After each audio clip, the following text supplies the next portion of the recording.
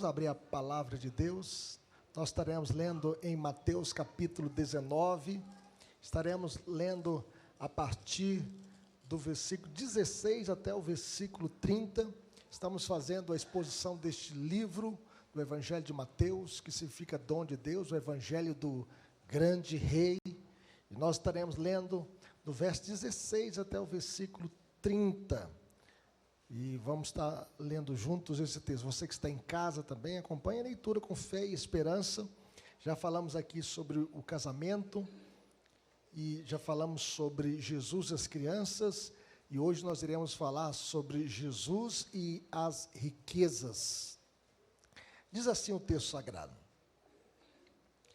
Eis que alguém, aproximando-se, lhe perguntou: Mestre, que farei eu de bom para alcançar a vida eterna? Respondeu-lhe Jesus: Por que me chamas? Por que perguntas acerca do que é bom? Bom só existe um. Se queres, porém, entrar na vida, guarda os mandamentos. E ele lhe perguntou: Quais? Respondeu Jesus: Não matarás, não adulterarás, não furtarás, não dirás falso testemunho, honra teu pai e a tua mãe, e amarás o teu próximo como a ti mesmo. Replicou-lhe o jovem: Tudo isso tenho observado, que me falta ainda? Disse-lhe Jesus: Se queres ser perfeito, vai, vende os teus bens, dá aos pobres, e terás um tesouro no céu. Depois vem e segue-me. Tendo, porém, o jovem ouvido esta palavra, retirou-se triste, por ser dono de muitas propriedades. E então disse Jesus a seus discípulos: Em verdade vos digo, que um rico dificilmente entrará no reino dos céus. E ainda vos digo que é mais fácil passar um camelo pelo fundo de uma agulha do que entrar um rico no reino de Deus. Ouvindo isso, os discípulos ficaram grandemente maravilhados e disseram: Sendo assim, quem pode ser salvo? Jesus, fitando neles o olhar, disse-lhes: Isto é impossível aos homens, mas para Deus tudo é possível. Então lhe falou Pedro: Eis que nós tudo deixamos e te seguimos, que será, pois, de nós? Jesus lhes respondeu: Em verdade vos digo que vós, os que me seguistes, quando na regeneração o Filho do Homem se assentar no trono da sua glória, também vos assentareis em 12 tribos, em 12 tronos, para julgar as 12 tribos de Israel. E todo aquele que tiver deixado casas, ou irmãos, ou irmãs, ou pai, ou mãe, ou mulher, ou filhos, ou campos, por causa do meu nome, receberá muitas vezes mais, e herdará a vida eterna. Juntos o verso 30? Porém, muitos primeiros serão últimos, e os últimos primeiros. Vamos orar. Pai querido, fale conosco por meio da Tua palavra, Senhor, que a Tua palavra possa encontrar guarida em nosso coração, que nenhum de nós saia daqui do jeito que entrou, mas que saímos daqui cheios do Espírito Santo, cheios da Tua palavra, cheios da Tua verdade, e que o Senhor esteja enriquecendo a nossa vida, com as revelações deste texto para a nossa vida hoje, no século 21, no ano de 2024, que o Senhor esteja tocando em cada coração, que nenhum de nós, ó Deus, possa sair daqui do jeito que entrou, mas que saiamos daqui tocados pela Tua verdade, transformados pelo Teu Evangelho, santificados, ó Deus, pela Tua palavra, para que possamos viver para a glória de Cristo, em nome de Jesus, amém. O que controla as suas ações? Um namoro? Formação acadêmica? Um novo emprego? As riquezas deste mundo? O que está no seu coração? O tesouro deste mundo? Ou o tesouro celestial? O que domina o seu coração? Quem está sentado no trono do seu coração? Os prazeres? As riquezas deste mundo caído? Pois Jesus chega a dizer: onde está o teu tesouro, aí também estará o teu coração. Quais são as barreiras que o impedem de dedicar a sua vida a Cristo e de segui-lo? No texto lido, nós temos um encontro entre Cristo e o jovem rico. o qual está registrado em 3 evangelhos, Mateus, Marcos e Lucas. Isso mostra a importância dessa passagem para a nossa vida, para que possamos aprender as riquezas deste texto e desta revelação e deste encontro de Jesus com este jovem rico. Uma vez que o jovem deixou de seguir a Cristo, porque ele amava mais o dinheiro do que a Deus, mais a terra do que o céu, mais os deleites desta vida do que a salvação de sua alma. Este homem era rico, de alta posição e também, jovem. Embora ele estivesse preocupado com a vida depois desta vida, ele perguntou: mestre, que farei eu de bom para alcançar a vida eterna? Ele estava preocupado com a vida depois desta vida. Em outras palavras, como um pecador pode ser salvo? Como eu posso ter a vida eterna? O que eu faço para ter a vida eterna? Nós não sabemos o nome deste homem. A Bíblia não coloca o nome dele, se foi Antônio, Marcos, José. A Bíblia fala que era um homem rico, um jovem. Mateus nos mostra aqui que era um jovem e ele possuía muitas riquezas. Talvez ele fosse um jovem herdeiro de uma vasta propriedade, ou um negociante que vencera por seus próprios esforços, um homem bem-sucedido nos negócios, ou ele achou uma mina de ouro naquele tempo, ou uma lavra com muitas pedras preciosas, e ficou riquíssimo. Contudo, este jovem estava espiritualmente insatisfeito. Com tudo aquilo que ele tinha, com a sua juventude, com a sua riqueza, ele estava insatisfeito. Ele perguntou a Jesus: mestre, que farei eu de bom para alcançar a vida eterna? Este jovem tinha tudo para ser feliz, mas ainda ele tinha um vazio no seu coração. Sua juventude, seu dinheiro, sua reputação, sua posição social não preencheram o vazio do seu coração. Alguém chegou a dizer que o homem tem um vazio do tamanho de Deus e só Deus pode preenchê-lo. Agostinho diz: fizeste no Senhor para ti, o nosso coração anda inquieto enquanto não descansar em ti. Todavia, esse jovem estava enganado a respeito da salvação. Ele achava que a salvação era obtida pelos seus esforços, pelas suas virtudes, por suas obras, e não pela graça. Por isso Jesus lhe perguntou: por que me perguntas acerca do que é bom? Bom só existe um. A salvação, meus irmãos, vem somente de Deus, o único que é bom. Deus é bom e a sua misericórdia dura para sempre.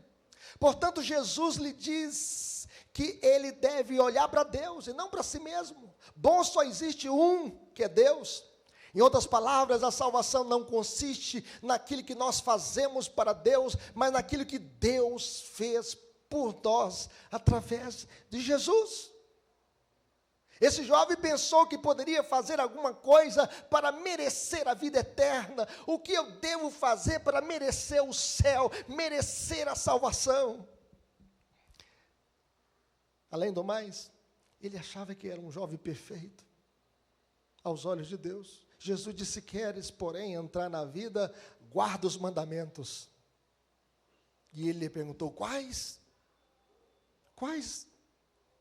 Jesus respondeu: não matarás, não adulterarás, não furtarás, não dirás falso testemunho, honra teu pai e a tua mãe, e que você possa amar o seu próximo como a você mesmo. Esse jovem imaginava que era perfeito aos olhos de Deus. Replicou-lhe o jovem: tudo isso tenho observado, que me falta ainda? Disse-lhe Jesus: se queres ser perfeito, vai, vende os teus bens, dá aos pobres e terás um tesouro no céu, depois vem e segue-me. Tendo, porém, o jovem ouvido essa palavra, retirou-se triste por ser dono de muitas propriedades. Esse jovem não gostou dessa palavra de Jesus: vai e vende tudo o que tens e dá aos pobres. Ele se retirou muito triste. Meus irmãos, a grande ideia dessa passagem é o perigo da autoconfiança e das riquezas para o reino dos céus. Vamos ver isso? O perigo da alta confiança e das riquezas para o reino dos céus. Em primeiro lugar, uma vez que nenhum homem é capaz de se auto-justificar. O homem não tem poder de salvar a si mesmo. Por quê? Porque todos pecaram. Como disse Davi, eu nasci em iniquidade, em pecado me concebeu a minha mãe. Esse jovem tinha uma visão muito restrita e superficial da lei de Deus. Ele diz, eu nunca matei. Mas assassinato não é apenas tirar a vida do semelhante, mas odiá-lo. Se a gente odiar o nosso semelhante, nós já o matamos no coração. E quem nunca odiou alguém? O adultério não é apenas ir para a cama com a mulher do outro, mas é qualquer olhar para uma mulher com intenção impura no coração, já adulterou com ela. Se você olhou e cobiçou no coração para Deus, você já adulterou. Defraudar não é apenas tirar o bem do próximo, mas cobiçá-lo. O cara passa com o carrão, ó, tomara que seja meu. A cobiça. Uma casona, ó, podia ser minha. O cara tem dinheiro, eu podia estar no lugar dele. E se você já fez isso, você já defraudou.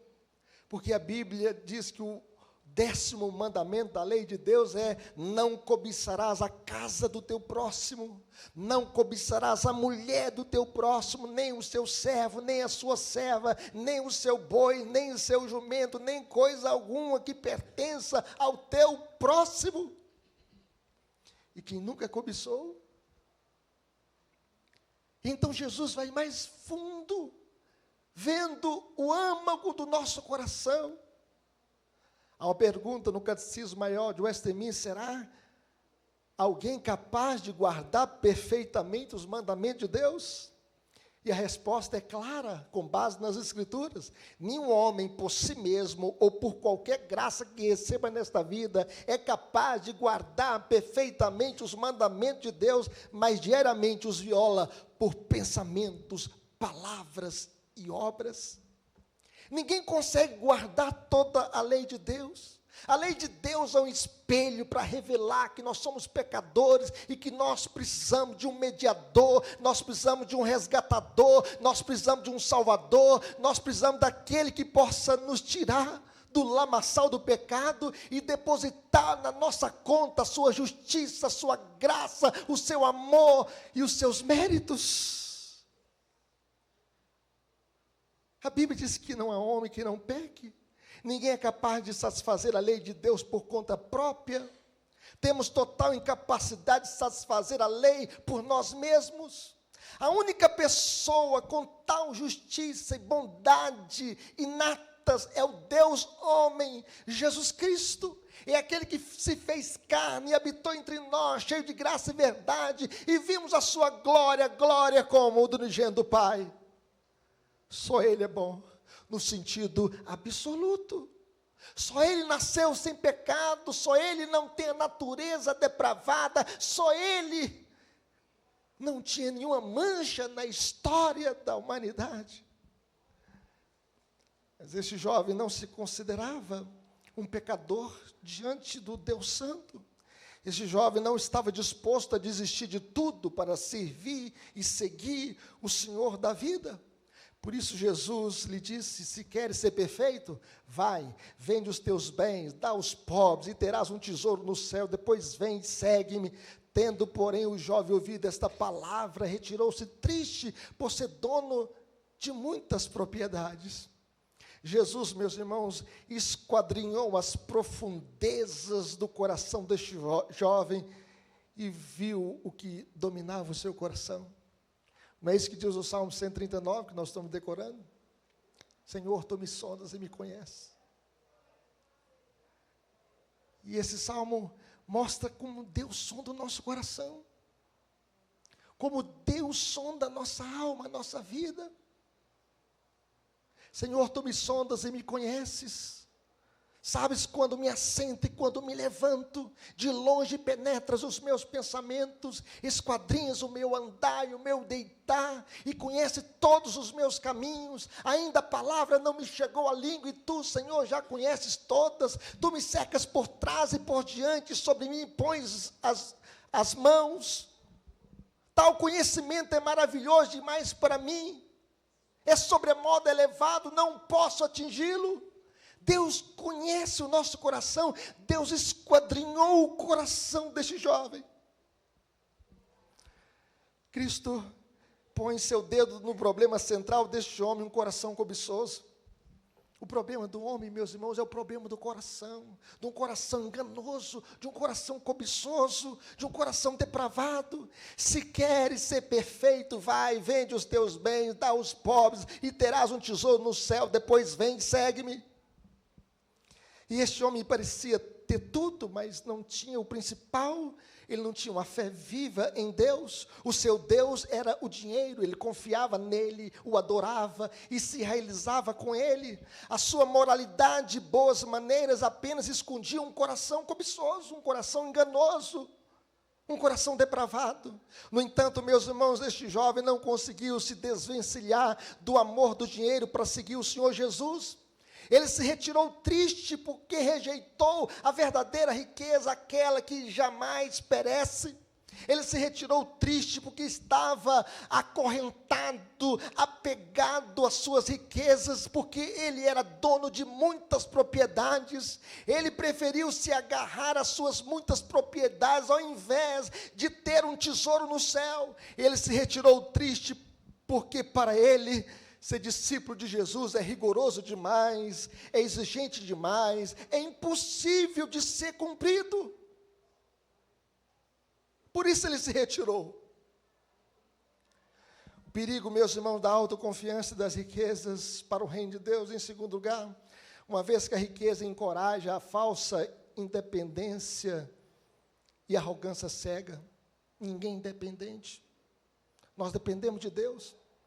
O ar que você respira é Deus que te dá. O pão que você come é Deus quem abençoa a natureza para produzir. A força que você tem nos braços é Deus quem tem te dado. A força que você tem nas pernas é a saúde que Deus tem derramado sobre a sua vida. Se o seu coração está batendo, é o Senhor que tem preservado a sua vida. Se você existe, se você se movimenta, é porque Deus tem sustentado a sua vida, porque em Deus nós vivemos, em Deus nós nos movemos e em Deus nós existimos. Um dia eu disse para um homem, para a igreja, para servir a Cristo. Ele falou, não, tem que ganhar dinheiro, pastor. Posso ir na igreja, não. Tem que tratar dos meus filhos. Eu falei, se o dia que você morrer, quem vai tratar do seu filho? Deus. Aí você precisa morrer para saber que Deus é quem trata de você e dos seus filhos.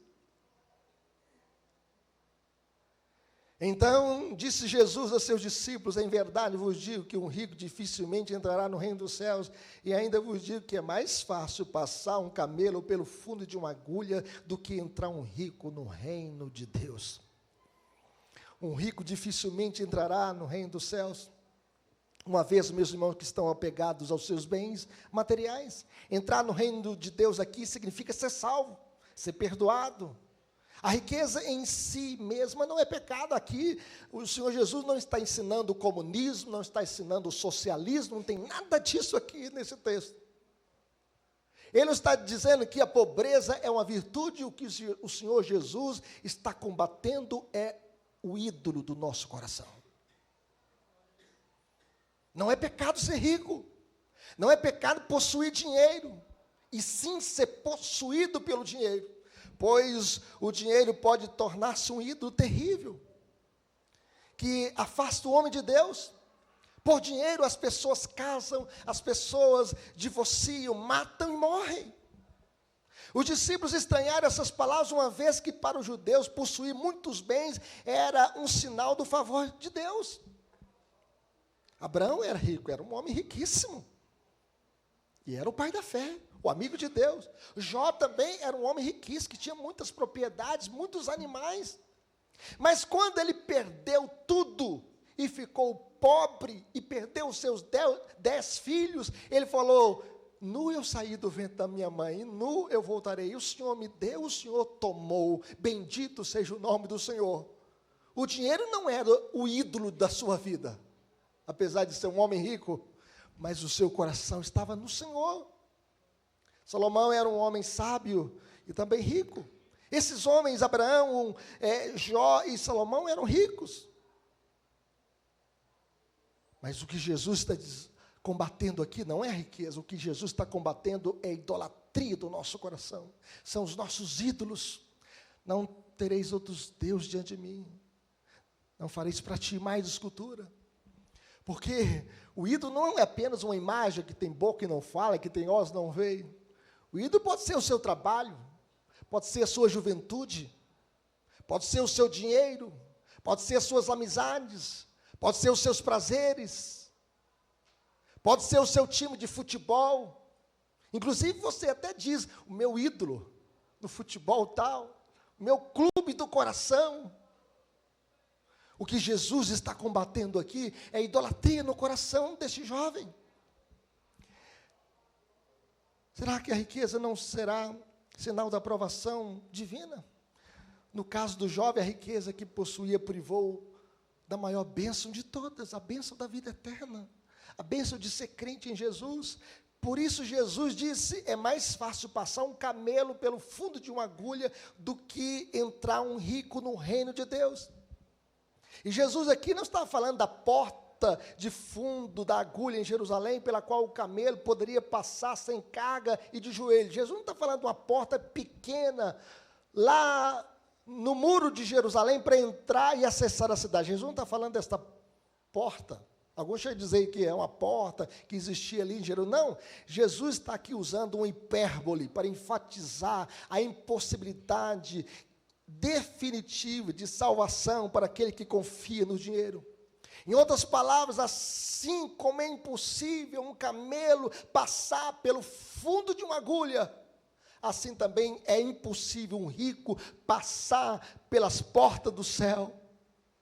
Ouvindo isso, os discípulos ficaram grandemente maravilhados e disseram: sendo assim, quem pode ser salvo? Quem pode ter a vida eterna? Para os homens, meus irmãos, é impossível, porque o homem não pode salvar a si mesmo, o homem não pode se auto-justificar, o homem não pode se lavar os seus próprios pecados. O ser humano é completamente dependente de Deus para a sua salvação. Não podendo fazer nada por si mesmo, ele precisa nascer de novo, ele precisa nascer do alto, ele precisa do toque do Espírito Santo, ele precisa da nova vida que só Cristo pode dar. E aquilo que Paulo diz o seguinte: se alguém está em Cristo, é nova criatura, as coisas velhas se passaram, eis que tudo se fez novo. O maior milagre, meus irmãos, que pode acontecer na vida do ser humano é o milagre da nova vida. Ninguém pode ser crente se o Espírito Santo não regenerar a sua alma e tirar todos os ídolos do seu coração. Porque a fé é um dom de Deus. A Bíblia diz: pela graça sois salvos, mediante a fé. Isso não vem de vós, é dom de Deus, é obra de Deus. E o crente vai perseverar na fé até o final, porque ele carece da graça do Deus onipotente. Como diz o salmista no Salmo 91, o que habita no esconderijo do Altíssimo e descansa à sombra do Onipotente, diz ao Senhor: o meu refúgio, o meu baluarte, Deus meu, em quem eu confio.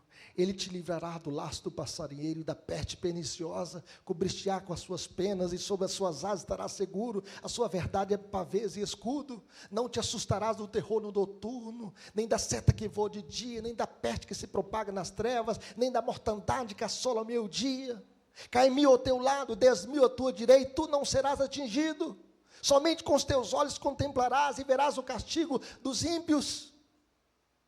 Pois disseste: o Senhor é o meu refúgio, fizeste do Altíssimo a tua morada. Nenhum mal te sucederá, praga nenhuma chegará à tua tenda. Aos teus anjos dará ordem a teu respeito, para que te guardem, para que não tropece em alguma pedra. pisarás o leão e a áspide, calcarás aos pés o leãozinho e a serpente, porque a mim se apegou com amor, eu livrarei, poloei a salvo, porque conhece o meu nome.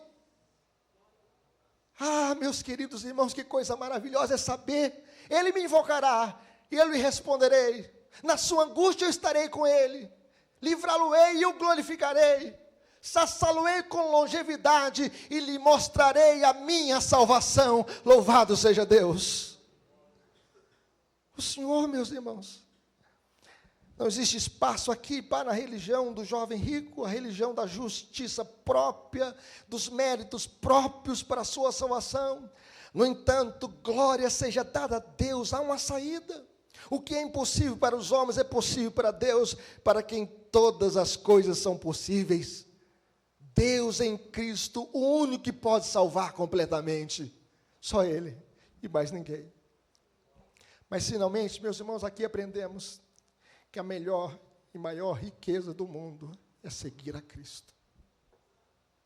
O homem mais rico, mais poderoso deste mundo sem Cristo é um miserável, pobre, cego e nu.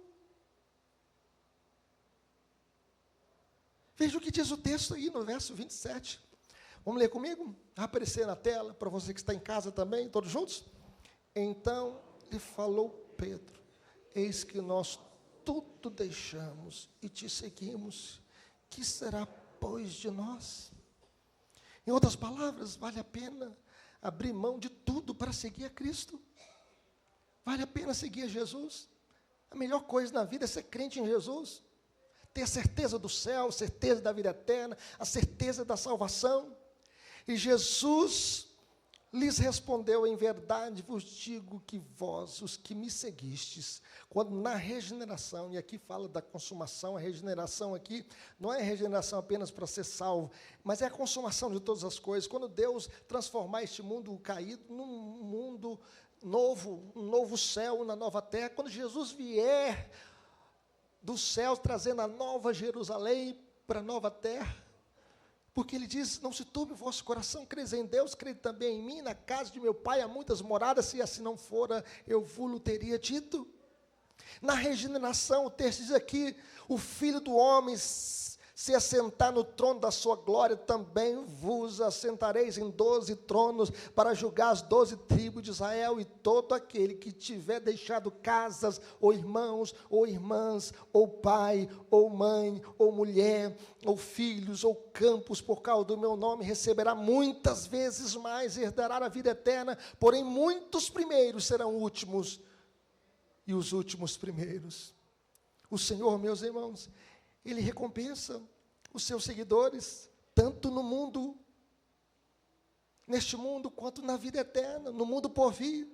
O que se ganha será muito maior do que o que se perde. E Ele tem suprido as nossas necessidades deste mundo, nos dado o pão de cada dia, suprido as nossas necessidades. E no mundo por vir, Ele vai nos dar a vida eterna, o corpo glorificado, um corpo sem pecado, um corpo ressurreto, um corpo imortal. E Ele vai trazer também a cidade santa do céu para a nova terra. Vale a pena servir a Jesus. Ele é a nossa maior riqueza. Vale a pena seguir a Cristo apesar das perseguições.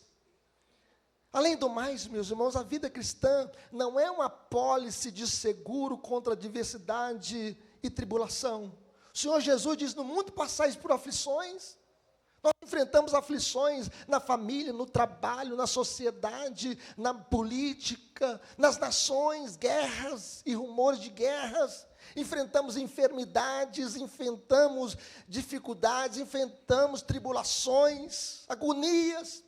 O Senhor Jesus também enfrentou, Ele diz, mas eu venci o mundo, tem de bom ânimo.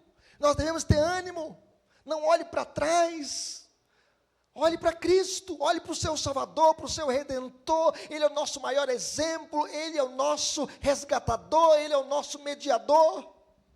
Por fim, os valores deste mundo estão invertidos, meus irmãos. Uma vez que aos olhos do mundo, o jovem rico ocupava o primeiro lugar, enquanto os discípulos pobres estavam nos últimos lugares. No entanto, aos olhos de Deus, muitos primeiros serão últimos e os últimos primeiros. Porque Deus exalta aquele que será humilhado, mas humilha o que será exaltado. E nós devemos saber que aquele que se humilha será exaltado, mas o que se exalta será humilhado. Vale a pena seguir a Cristo. Não troque a Cristo pelas glórias transitórias desta vida. Vocês viram o caso daquela Deolane, famosa, que gostava de bandido, ganhava dinheiro na internet, influenciadora, está presa. Acusada de vários crimes, de lavagem de dinheiro, de envolvimento com quadrilhas, com crime organizado. Alguns influenciadores que colocam os carrões, as mansões, como se aquilo fosse a maior coisa do mundo, e as pessoas vendem os seus valores. Pessoas que às vezes querem ganhar dinheiro com o tráfico de droga, ou com também os jogos, ou também ganhar dinheiro vendendo o seu próprio corpo para a prostituição. Isso é perdição. O amor ao dinheiro é a raiz de todos os males. A maior riqueza é seguir a Cristo. O dinheiro honesto, suado, é abençoado por Deus. Mas o dinheiro fácil, o dinheiro do crime é amaldiçoado. Você pode ter bilhões na sua casa, na sua conta, mas se você não tem a bênção de Deus, você está debaixo de maldição. Não troque a Cristo pelas glórias transitórias desta vida. Vale a pena servir a Jesus. Não faça como Judas Iscariotes, que traiu Jesus por causa de 30 moedas de prata. O vil metal era mais importante na vida dele do que o Salvador do mundo, do que o Redentor. E por causa disso, na sua depressão, na sua agonia, na sua falta de paz, como filho da perdição, ele se retirou e colocou uma corda no pescoço, se lançou no despenhadeiro e teve um fim triste. A melhor coisa na vida é servir a Jesus. A melhor coisa na vida é andar com Jesus. E Judas Iscariotes estava ouvindo Cristo nesse exato momento, ele estava no colégio apostólico. E o Senhor Jesus agora estava falando para os seus discípulos. Não troque Jesus por nada, pelos prazeres, pelas baladas, noitadas. Siga Cristo. Viva andando com Jesus. Aplicações para a nossa vida, meus irmãos, como viveremos? Em primeiro lugar, não permitindo que os bens materiais ocupem o centro da sua vida. Coloque Deus em primeiro lugar na sua vida. Aqui, olha, não é o governo federal que te sustenta, não. É Cristo. A Bíblia chega a dizer o seguinte: fui moço e agora sou velho, e porém jamais vi o justo desamparado, nem a sua descendência mendigar o pão. Deus cuida de nós. Deus está conosco. Nós temos um governo ruim mesmo, perverso, acusações, assédio sexual, acusações de envolvimento com as coisas erradas, mas nós confiamos no Senhor, é o Senhor que nos sustenta. É o Senhor que nos sustenta. Não devemos depositar a nossa esperança na instabilidade das riquezas, pois o dinheiro não é tudo, meus irmãos, e também não compra tudo.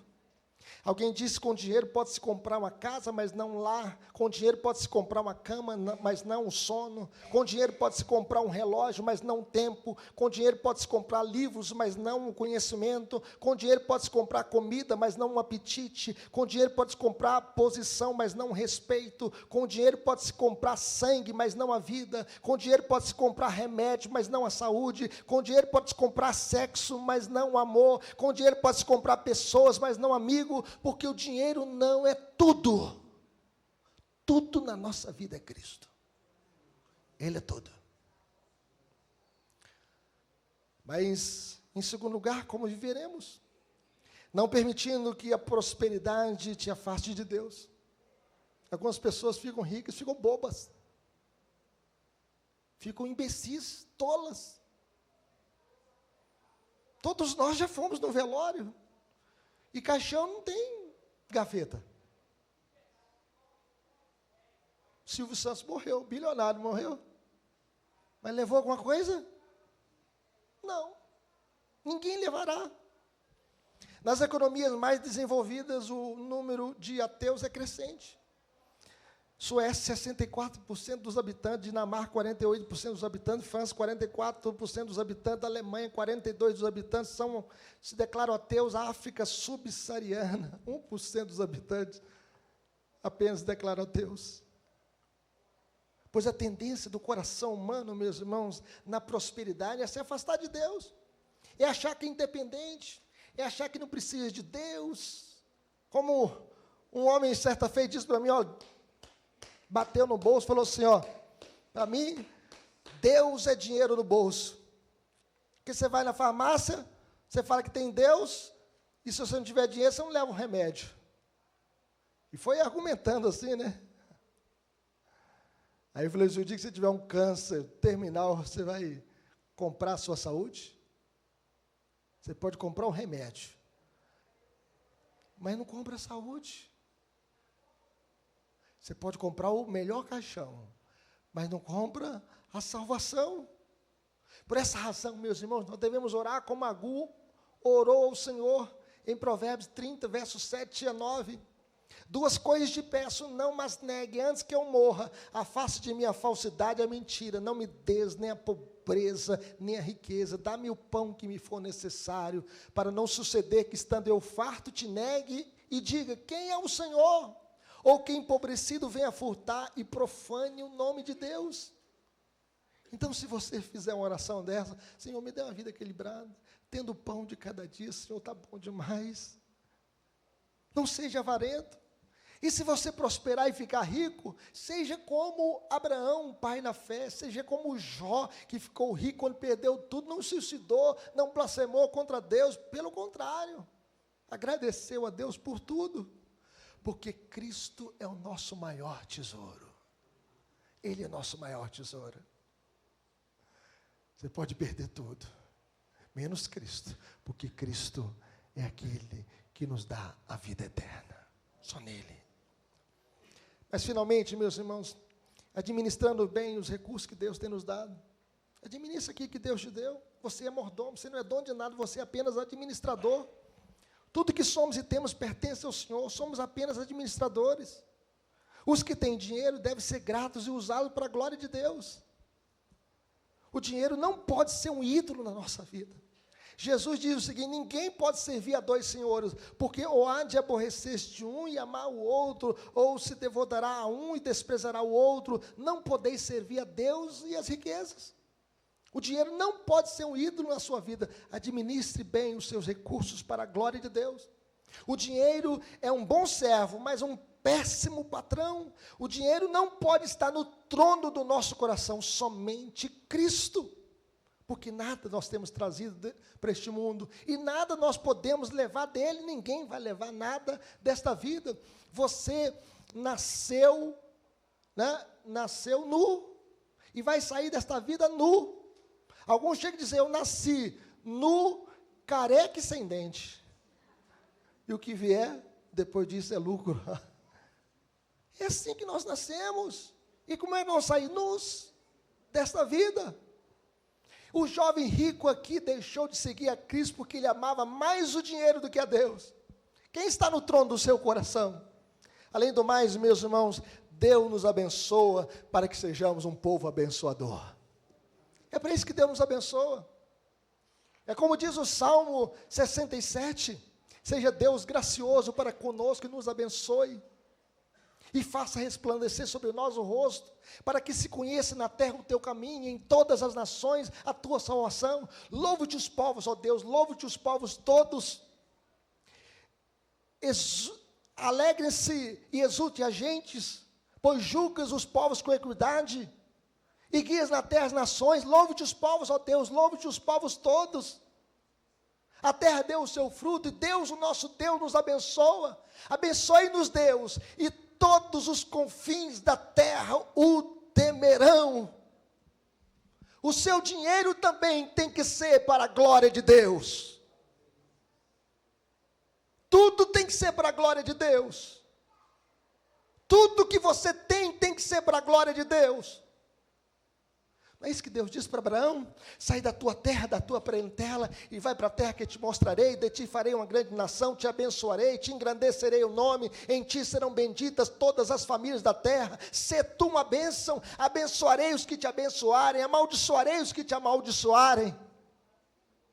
Em ti serão benditas todas as famílias da terra. Deus te abençoou para que você seja um abençoador do reino de Deus, na obra de Deus, na família, na sociedade, que você seja um canal de bênçãos nas mãos de Deus.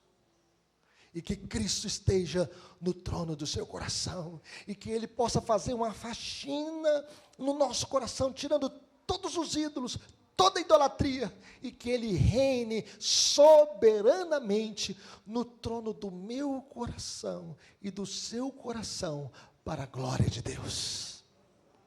Vamos orar? Vamos falar com Deus. Eu convido os irmãos a se colocarem em pé, convido os